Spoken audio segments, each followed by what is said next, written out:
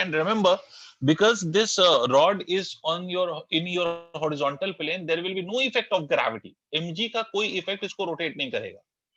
नहीं आ रही बात समझ में? बिकॉज ये जो रोटेट होगा वो हॉरिजॉन्टल प्लेन में होगा, और हॉरिजॉन्टल प्लेन में mg नहीं रोटेट करता. mg हमेशा रोटेट करता है वर्टिकल प्लेन में. डिड यू अंडरस्टैंड और not? Length of the rod मान लीजिए कि 8 मीटर है and mass of the rod मान लीजिए कि 2 किलोग्राम. ठीक है, आपको बताना what would be the value of alpha. करो कोशिश, try it. Remember this rod is kept on your horizontal surface, this rod is kept on your table. ये रॉड आपके टेबल पे रखा हुआ है.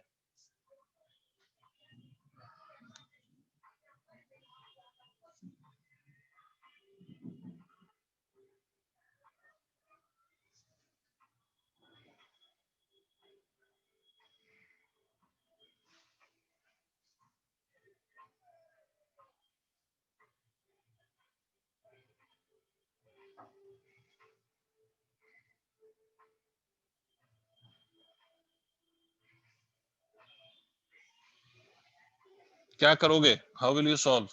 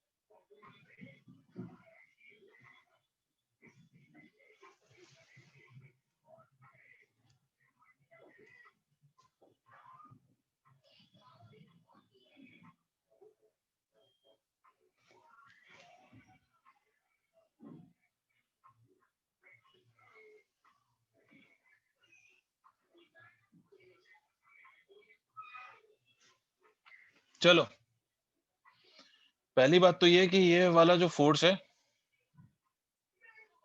ये ऐसे होगा, और इस वाले का आप दो कंपोनेंट करेंगे, तो इस वाले का अगर आप दो कंपोनेंट करेंगे तो ये वाला एंगल 37 डिग्री होगा. पहले तो ये देखिए, इस फोर्स का जो आप इधर कंपोनेंट करेंगे दैट वुड बी 40 sin 37. मैं आपको याद दिला दूं sin 37 और cos 37 की वैल्यू. ये वाला एंगल यहां बन रहा है ना, तो जिसके साथ बनेगा एंगल उस पर cos, जिसके साथ बनेगा एंगल उस पर cos, और जिसके साथ नहीं बनेगा एंगल उस पर sin. ठीक है, फिर से मेरी बात सुनो, जिसके साथ बनेगा एंगल उस पर cos, जिसके साथ नहीं बनेगा एंगल उस पर sin. तो cos मतलब 40 cos 37, cos 37 की वैल्यू 4/5, 40 sin 37 मतलब कितनी वैल्यू 3/5. तो ये 8 मल्टीप्लाइड बाय 3 इज 24, ये 8 मल्टीप्लाइड बाय 4 इज 32. अब मुझे एक बात बताओ कि इस एक्सिस के अबाउट, अच्छा mg का कोई इफेक्ट नहीं लेना है, because this rod will rotate in the horizontal plane, it will not rotate in the vertical plane. ये हॉरिजॉन्टल प्लेन में रोटेट करेगा. तो because there is no vertical plane, there is only horizontal plane in which the rod is rotating, तो mg का कोई effect यहां पर consider नहीं किया जाएगा, बिकॉज mg का जो टॉर्क है, but that torque will not be rotating the body in the horizontal plane. हमेशा एक बात याद रख लो कि whenever the body rotates in the horizontal plane, you don't need to take the effect of mg on the rotation. Clear है? हाँ, अगर if the body rotates in the vertical plane, then there will be the effect of mg that you need to consider. Okay, moving on. अब मुझे बताओ विभूति, बेटा please mic on कर दो. ही बच्चों से मैं कितना पूछूं. Vibhuti, can you please unmute your mic?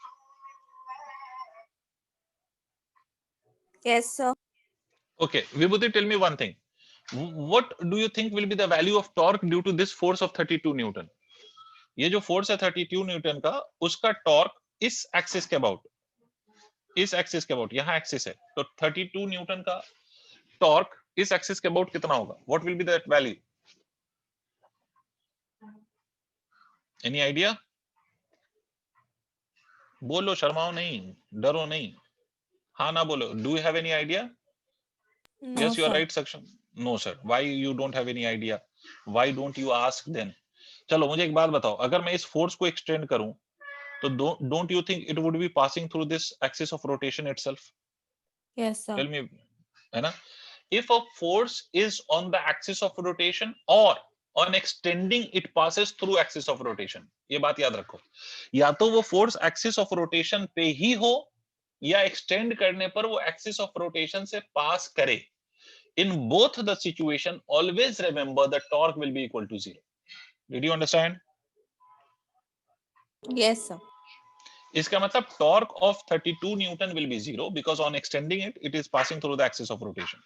So there will be only one torque, and that would be equal due to 24 Newton. Janvi, can you please unmute your mic? Yes, sir. Okay, Janvi, tell me what would be the torque of 24 Newton? What will be the torque of this force? Torque, force आपको पता है, इस axis के about torque लिखना है, क्या लिखिएगा? mg/4. बेटा 10 बार बोल चुका हूं, there is no need to take mg. What are you doing? मतलब you people have closed your brain or what? 10 बार कम से कम मैंने रिपीट किया है कि because this rod is rotating in the horizontal plane, there will be no effect on the rotation of mg due to mg. 10 बार बोला है अभी. You don't need to consider mg. You don't need to consider mg. And then you are still replying the same point. Yes, sir, mg into L/2.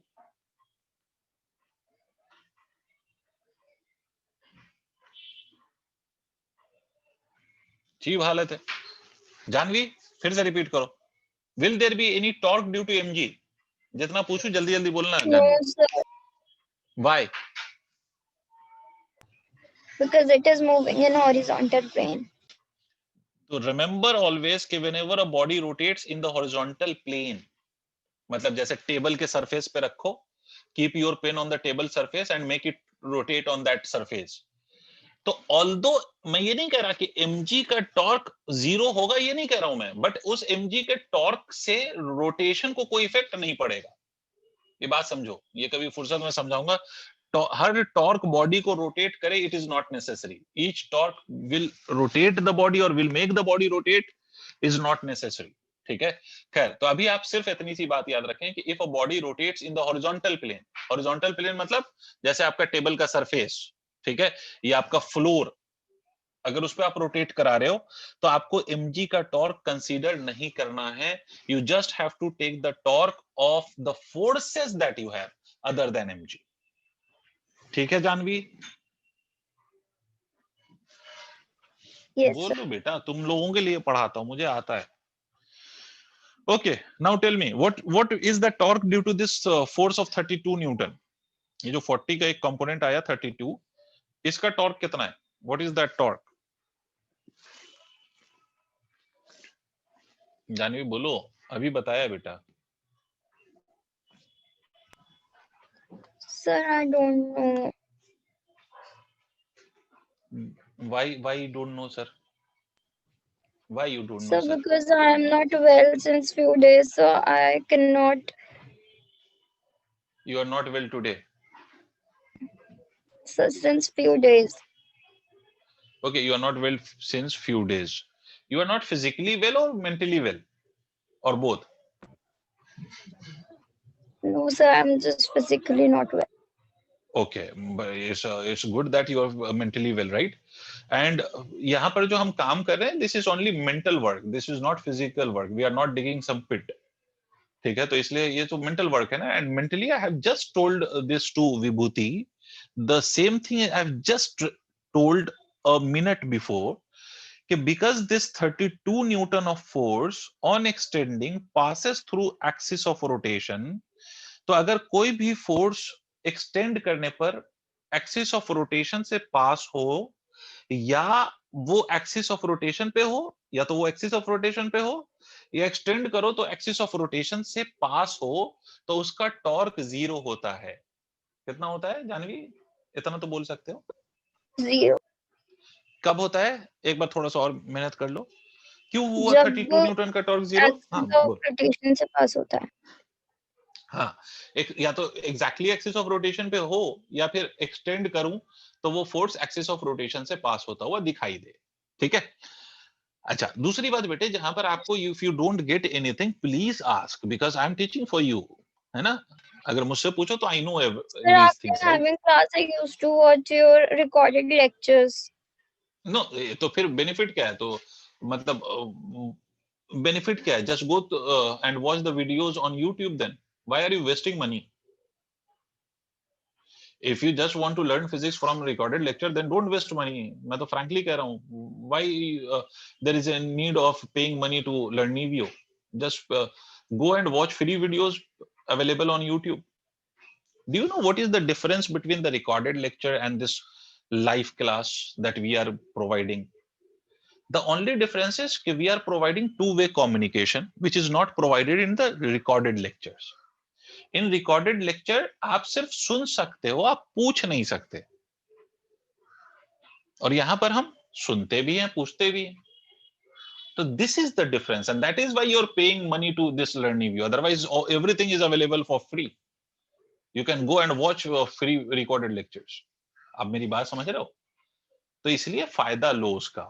मतलब ऐसा नहीं कि Yes. आप पे भी कर रहे हो एंड आप अपने डाउट भी क्लियर नहीं कर रहे हो, तो there is no need of paying money to learn Nevio. Just go and watch free videos available on YouTube और from any other sources, right? तो डोंट टेल मी कि sir I will watch your video. Sir वो video ही देखना है तो फिर video देखिए. तो सर जब अवेलेबल हैं तो प्लीज जो चीज नहीं समझ में आए, बहुत ज्यादा कुछ नहीं जा रहा ना. आपका पैसा थोड़ी मांग रहा हूं मैं कि आप पूछोगे तो पर डाउट में पैसे चार्ज करूंगा. Have I told you that? तो डाउट क्लियर करना is your responsibility, it's not mine. ठीक है? तो wherever you don't understand anything, if you don't get anything, तो please you just ask me and I am here to respond. अगर मैं respond नहीं करूंगा तो फिर ये मेरी गलती है. Then you can go and tell the management side कि भाई नहीं बताता मास्टर, डाउट क्लियर नहीं करता. But as long as I am there for you and I want to clear your doubts, it's your responsibility to ask your doubt and clear it. I hope मेरी बात समझ आ गई है. ठीक है? Recorded lecture is the secondary thing. If you miss out some live lecture, if you miss out some live lecture due to any reason or due to any unavoidable circumstances, then in that case just go through the recorded lecture कि आपका वो miss ना हो, right? But उसको priority मत बना दो. Don't make recorded lectures your priority. फिर वो नहीं होता सर. वो अगर मान लीजिए कि if you will start watching the video lecture, तो आप हो सकते हैं कि आप डिस्ट्रैक्ट भी हो रहे हो, बार बार डिस्टर्ब भी हो रहे हो. ठीक है? बट मैं कम से कम आपसे बार बार पूछता हूं, तो इसका मतलब है कि you have no point to get distracted. मतलब आपको यहाँ पर कॉन्सेंट्रेट करना पड़ेगा, otherwise you will not be able to respond to me. ठीक है? तो please don't make recorded lecture your priority, make live lecture your priority. ठीक है? खैर, तो आगे बात करते हैं. भाई आ गया सक्षम और Harshit? Have you got the answers? Yes sir. Anyways, तो हाँ Yes, भाई, sir. विभूति कहाँ गई? सर आपको आंसर नहीं मिल रहा है क्या? वो तो भेज देगा आपको. मिल ही गया होगा. ये मैं बातें समझाते समझाते मैं नहीं देख पाया हूँ. हाँ, विभूति कहाँ गई? फिर से विभूति यही है, कहीं गई? विभूति कहाँ गई? Yes, sir. हाँ है. विभूति, 32 न्यूटन वाले का टॉर्क कितना हुआ? What is the torque due to this force of 32 Newton?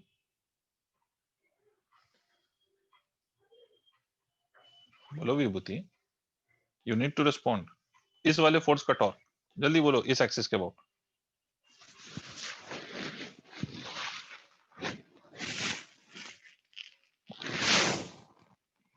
क्या हुआ विभूति? What is the torque of 32 Newton about the axis of rotation as shown?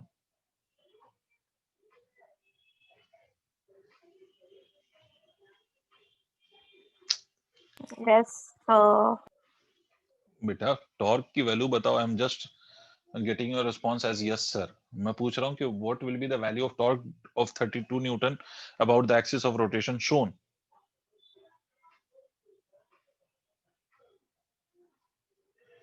लिख दो, टाइप करके बता दो, मैसेज करके बता दो.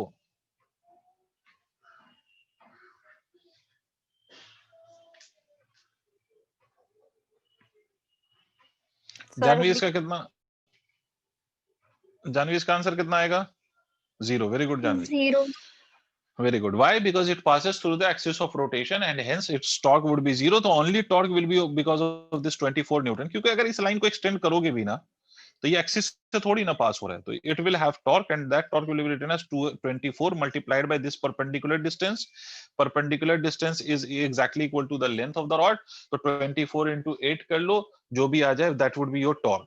ठीक है, इस वाले फोर्स का टॉर्क इतना हो गया, कितना हो गया 24 into 8 that is equal to 192. ये तो एक आ गया हमारे पास, बट द पॉइंट इज कि हमें एक और चीज मालूम है कि torque is equal to I into alpha. एक तो ये इंफॉर्मेशन यहां से मिल गई, दूसरा है torque is equal to I into alpha. I किसके अबाउट, जिस पॉइंट पे आपने एक्सिस ऑफ रोटेशन माना है उसी के अबाउट आपको मोमेंट ऑफ इनर्शिया चाहिए. तो ये एंड पे है, तो एंड के अबाउट मोमेंट ऑफ इनर्शिया होता है ml square by 3 into alpha, और m की वैल्यू आपको गिवन है 2 multiplied by L square that is equal to 8 का square divided by 3 multiplied by alpha that is equal to कितना लिख सकते हो आप 2 into 8 का square is 64 divided by 3 multiplied by alpha. ठीक है, ये दूसरी इक्वेशन आ गई. अब दोनों टॉर्क को आप इक्वेट कर दीजिए तो आ जाएगा 192 is equal to 2 multiplied by 64 divided by 3 into alpha. जो भी यहां से आंसर आ जाए, अब इसको सिंप्लीफाई करके आपका जो भी आंसर आ जाए. समझ गए? नोट करो, आगे बढ़ते हैं.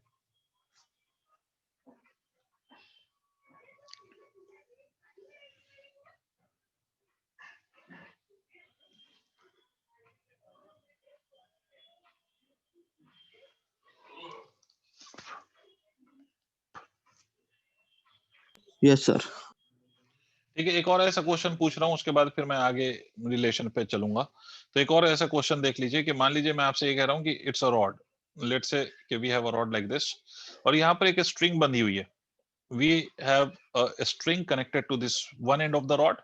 ठीक है, and it is in vertical plane. देखो मैं बार बार क्वेश्चन में मेंशन कर देता हूं कि विच plane the body is kept or in which plane the body will rotate. If it's horizontal plane, there will be no effect of mg on the rotation of the body, and if it is vertical plane, there will be the effect of mg on the rotation of the body. Clear है? अब इस position से यहां पर ये rod rest में था, यहां से released, rod is release from here. ठीक है, यहां से रिलीज किया है आपने. लेंथ ऑफ द रॉड को आप फिर से मान लीजिए l है. मास ऑफ द रॉड को आप मान लीजिए m है. तो आपको बताना है कि what is the value of alpha if this rod rotates. देखो आपने हॉरिजॉन्टल पोजीशन से इसको रिलीज किया है, तो ऑब्वियस सी बात है कि रॉड घूम के नीचे आएगा या नहीं आएगा. ऐसे ऑब्वियसली ऐसे घूम के नीचे आएगा, तो कुछ एंगुलर एक्सेलरेशन से घूम के नीचे आएगा. तो द क्वेश्चन इज कि what would be the value of angular acceleration. Did you understand? Yes sir. कर सकते हो, करना चाहोगे? जी सर. करो. सर क्वेश्चन फिर से बोल देना एक बारी. क्वेश्चन ये है बेटा कि at one end of the rod we have connected the string. ठीक है, and this rod is hanged with this the help of this string. यहाँ पर स्ट्रिंग है तो obviously there will be a tension. पहले हमने रॉड हॉरिजॉन्टल था, इसको अब यहाँ से ऐसे मान लो कि पकड़ा हुआ था हमने इस पोजीशन में, और यहां से हमने छोड़ दिया, तो रॉड क्या करेगा? विल इट ट्रांसलेट और will it rotate? What the rod will do? आपने स्ट्रिंग से बांधा हुआ है और छोड़ दिया, तो रॉड स्ट्रेट लाइन पे चलेगा या घूमेगा? इस पॉइंट के अबाउट क्या करेगा? वो घूमेगा. तो अगर घूमेगा तो इसका कुछ एंगुलर एक्सेलरेशन होगा. तो what will be the angular acceleration? Sir इस समझे? कंडीशन और हिंज्ड कंडीशन में डिफरेंस क्या है?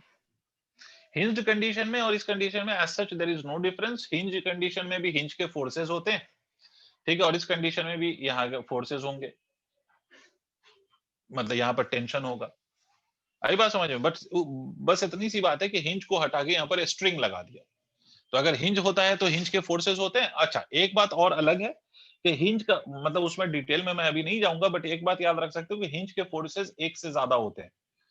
मतलब there acts two hinge forces at a point of hinge, और वो दोनों आपस में परपेंडिकुलर होते हैं. तो हिंज के फोर्स की अगर मैं बात करूं तो there would be two hinge forces acting at a point, right? ठीक है, बट अगर मैं इसकी बात करूं, यहाँ पर जो स्ट्रिंग आपने लगाया है, तो स्ट्रिंग का एक ही फोर्स होगा and that would be tension, और वो एक ही डायरेक्शन में एक्ट कर रहा होगा. अब चलो मैं आपको एक बात बताऊं सर. सबसे पहली बात तो यहाँ पर because I told you this is vertical plane, तो एक तो mg का इफेक्ट भी होगा और एक टेंशन भी होगा. करेक्ट है भाई? हाँ ना बोल. Yes yes sir. मैं आपसे ये कह रहा हूं कि मान लो मैं इसको एक्सिस ऑफ रोटेशन मान के इसके अबाउट टॉर्क लिख रहा हूं, तो एक बात तो ऑब्वियस है सर कि this length will be L/2। अच्छा, टेंशन का टॉर्क कितना होगा? मैंने इसको एक्सिस ऑफ रोटेशन माना यहाँ पर, तो what is the torque due to the tension, और what is the torque due to the tension on the rod? 0। Of course 0, क्योंकि टेंशन अगर आप देखें तो टेंशन वाला जो फोर्स है वो इसी एक्सिस ऑफ रोटेशन से पास हो रहा है, तो torque due to the tension will be 0, तो there will be only one torque which is equal to mg/L/2। तो टॉर्क की वैल्यू क्या Yes. लिखेंगे आप? mg into L/2। I hope आपको समझ में आ गया हो। ये तो Yes. टॉर्क की वैल्यू आ गई एक। दूसरी वैल्यू बिल्कुल सिमिलर काम है, दूसरी value torque is equal to moment of inertia. तो एंड के अबाउट एक्सिस हमने लिया है, तो मोमेंट ऑफ इनर्शिया कितना होगा? ml²/3 multiplied by alpha. This is my second equation. Yes, sir. इन दोनों को इक्वेट कर लो तो mg L/2, there is as such there is no difference, ml²/3 into alpha. ठीक है, तो m की वैल्यू m से कैंसिल हो गई, एक l से कैंसिल हो गया, तो अल्फा की वैल्यू कितनी होगी? अल्फा की वैल्यू होगी 3g/2 times of l। This is the value of alpha. ये पहले भी हमने करा था। Yes, sir. भैया। अब तो सर ये क्यों कराया आपने?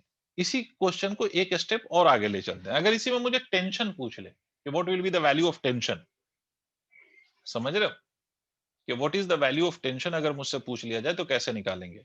इसको पहले नोट कर लो, जो नोट कर रहे हैं इसको नोट करो, तो मैं इसका दूसरे पार्ट पे जाता हूं।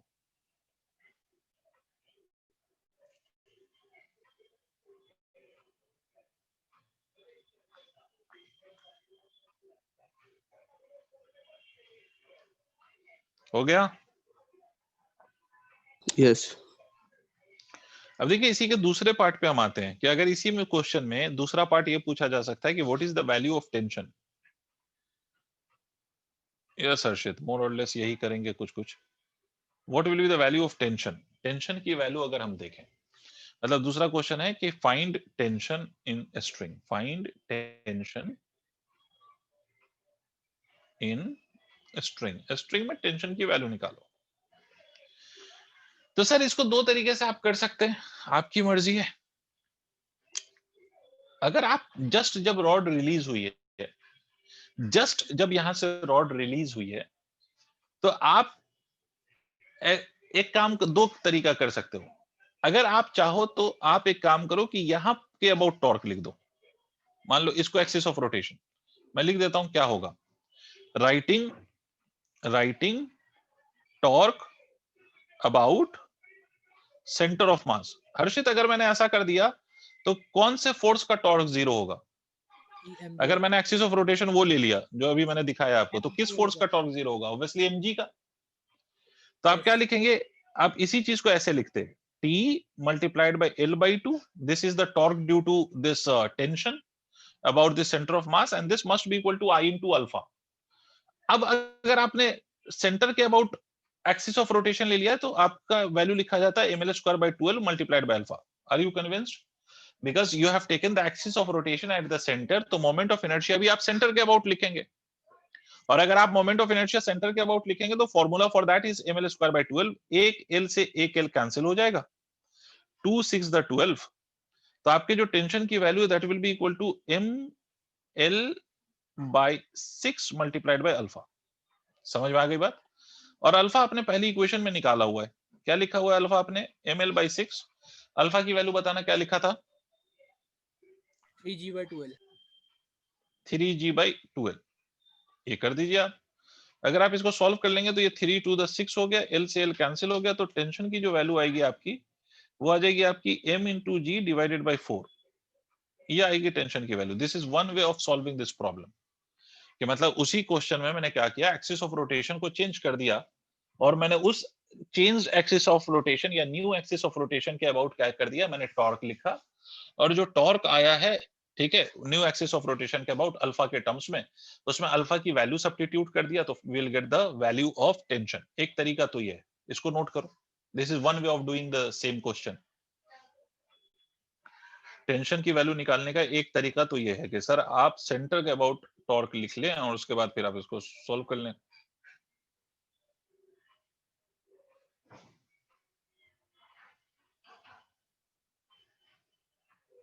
ये हो जाए तो मुझे बताइए।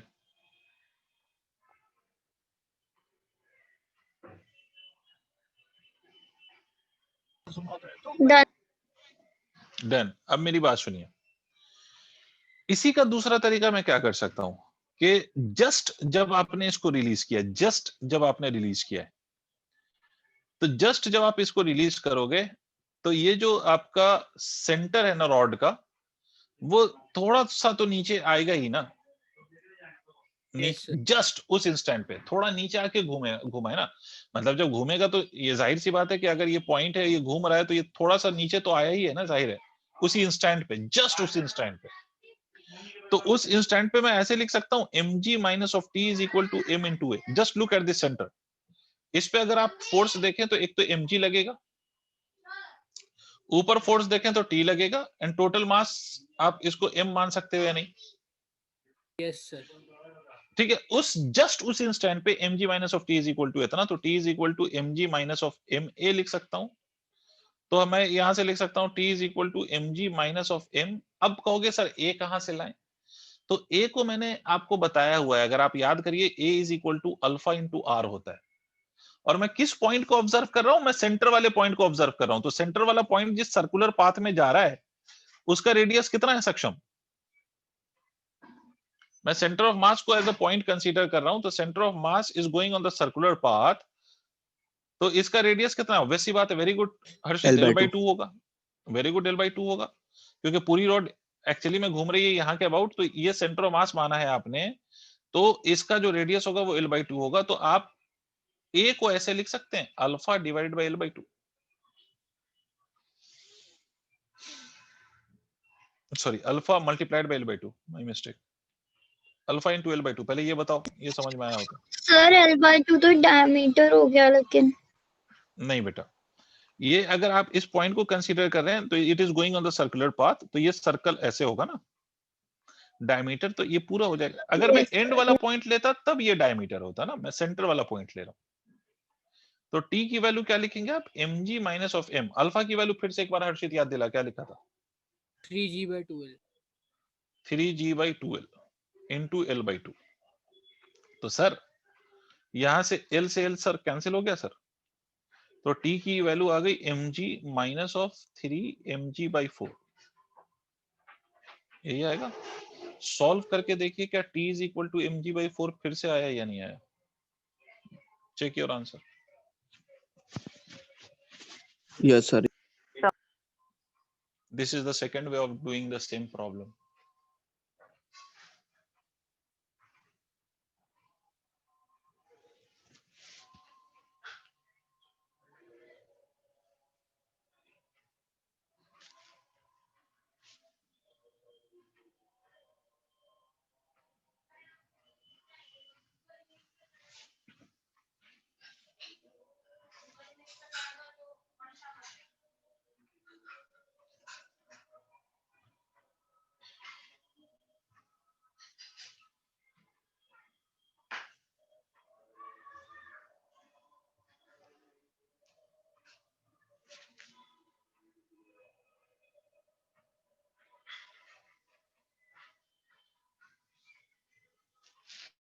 हो जाए तो बता दीजिएगा। Done. done. Very good. अब चलिए, अब एक और रिलेशन हम देख लें। नेक्स्ट रिलेशन का नाम लिखिए relation between kinetic energy, moment of inertia and omega.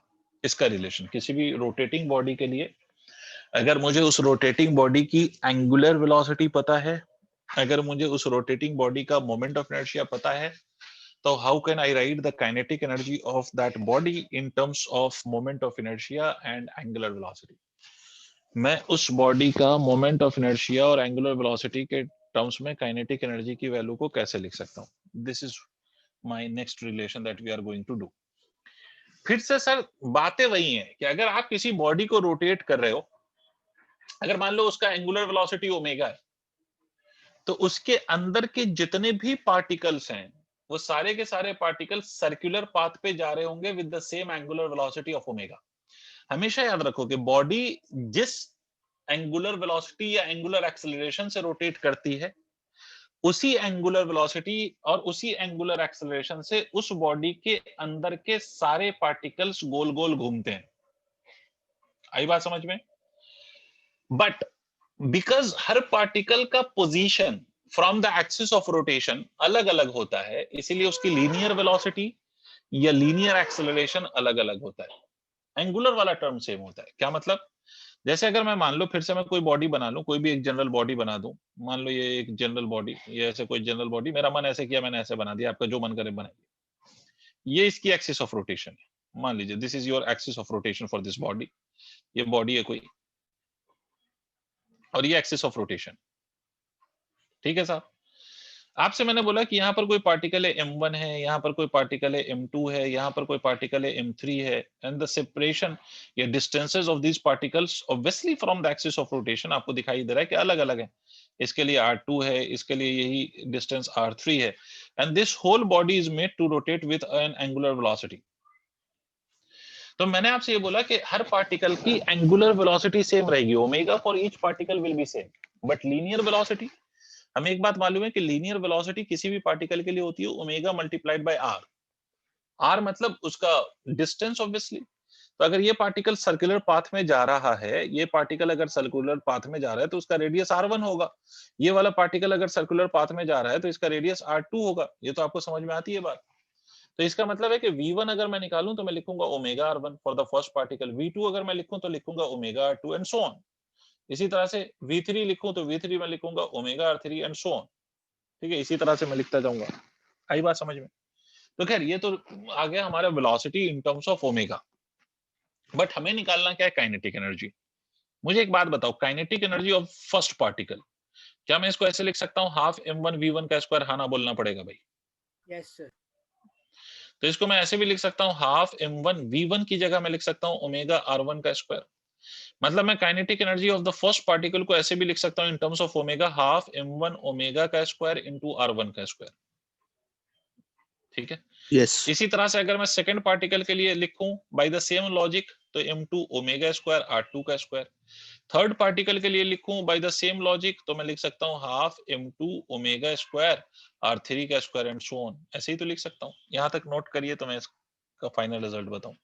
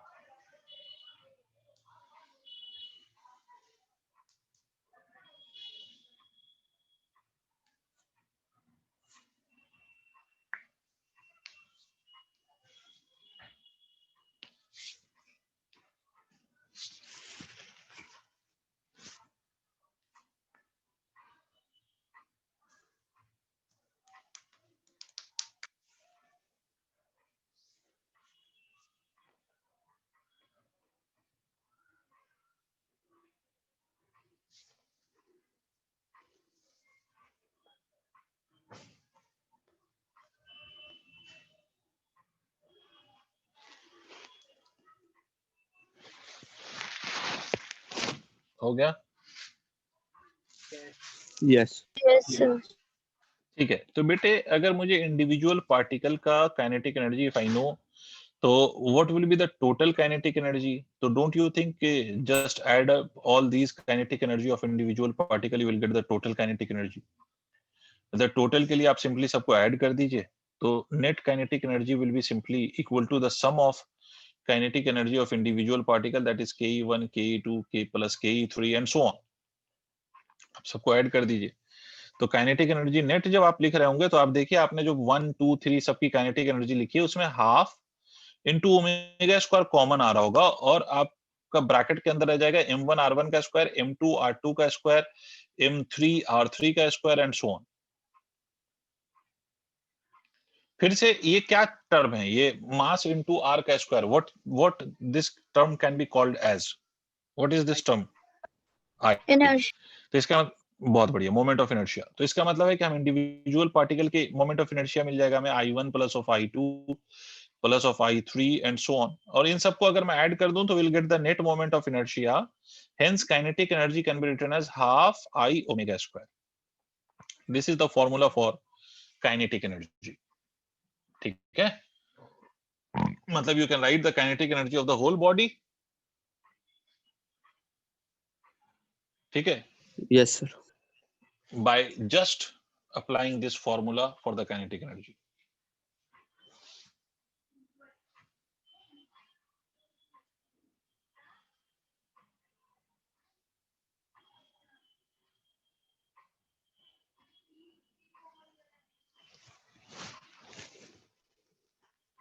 Note कर लीजिए इस फॉर्मूले को भी।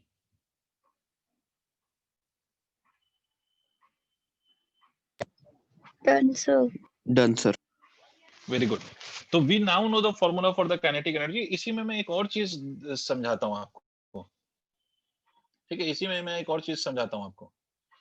अब वो चीज क्या है मैं आपको बताता हूं कि what I am trying to tell you, कि देखो आपने एक वर्क एनर्जी थ्योरम पढ़ा होगा, आप अगर याद करो तो आपने एक वर्क एनर्जी थ्योरम पढ़ा होगा, and if you remember in that work energy theorem आपने जो चैप्टर वर्क एनर्जी पावर पढ़ा था, तो उसमें मैंने आपसे बोला था कि the change in kinetic energy is always equal to the work done. अब याद करिए, the change in kinetic energy is always equal to the work done, right? और आपको मैंने इस रोटेशन के केस में, आप याद करो कि रोटेशन के केस में जो वर्क होता है उसको मैंने आपको बताया था tau multiplied by theta, way tau is the torque and theta is the angular displacement, ठीक है।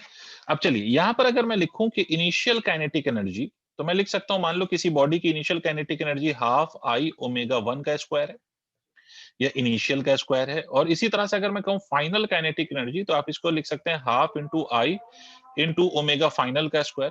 तो अगर मैं चेंज इन काइनेटिक एनर्जी निकालूं तो this will be equal to kinetic energy final minus of kinetic energy initial, ठीक है।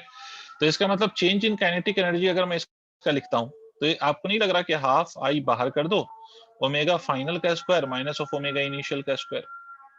और याद करो आपको एक फॉर्मूला बताया गया है, ओमेगा फाइनल का square is equal to omega initial का square plus of twice of alpha multiplied by theta, लिख सकते हैं या नहीं?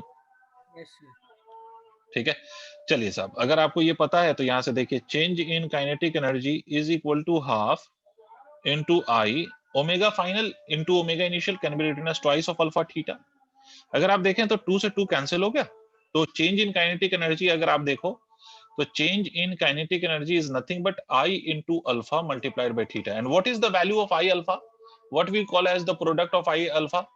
I alpha के प्रोडक्ट को अपन क्या बोलते हैं? टॉर्क बोलते हैं, आज ही पढ़ा है। तो it can be written as torque into theta which is exactly equal to the work done or not. इसका मतलब यहाँ पर भी जो Yes. change in kinetic energy, इसका मतलब change in rotational kinetic energy is exactly equal to the work done by the torque, और rotational work done by the torque is equal to change. तो यहां पर इसको हम वर्क एनर्जी थ्योरम कह सकते हैं, मतलब in the case of rotation we have the work energy theorem like this. Clear? Yes sir. Yes. Note करिए सर इसको।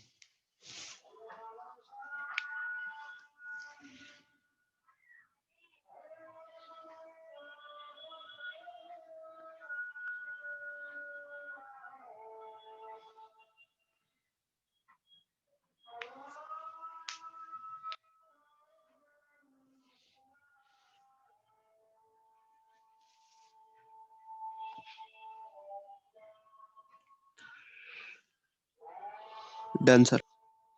ठीक है, अब एक और रिलेशन, नहीं आज नहीं करूंगा भाई, नेक्स्ट क्लास में मुझे याद दिलाना कि एक और रिलेशन मुझे बताना है, ठीक है, उसके बाद रोलिंग स्टार्ट करूंगा मैं। ठीक है, तो आज इतना ही, क्योंकि टाइम ऑलमोस्ट हो गया आपका। तो इफ आई स्टार्ट रिलेशन तो फिर वो टाइम एक्सीड कर जाएगा। तो एक और रिलेशन मुझे बस याद दिला देना कि सर आपने एक और रिलेशन बोला था, या इनफैक्ट मैं आपको बता ही देता हूं कि वो कौन सा रिलेशन है। वो रिलेशन है relation of torque and angular momentum, इन दोनों के बीच क्या रिलेशन, ठीक है, ये बताना है मुझे। और उसके बाद we will start rolling motion, तो that we will do in the next class. ठीक है। Okay, sir.